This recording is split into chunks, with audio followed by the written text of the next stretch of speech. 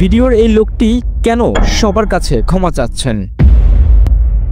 কারণ তিনি এমন একটি জঘন্য কাজ করেছেন, তিনি লক্ষ কোটি মুসলমানের মনে আঘাত করেছেন, তিনি মুসলিমদের পবিত্রতায় আঘাত করেছেন, ইসলামের শ্রেষ্ঠ ধর্মগ্রন্থে আঘাত করেছেন, তিনি কোরআন শরীফকে পা দিয়ে অবমাননা করেছেন।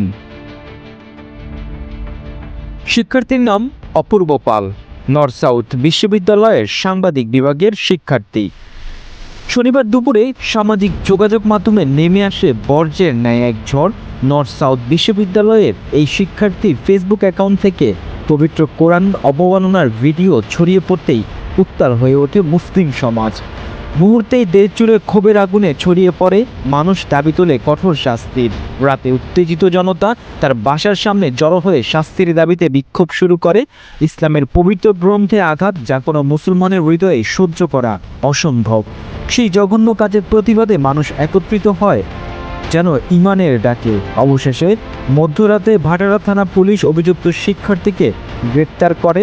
সমাজ জুড়ে এখন একটাই দাবি, যে পবিত্রতায় কেউ আঘাত হানবে তার বিচার হোক সর্বোচ্চ কঠোরতায়।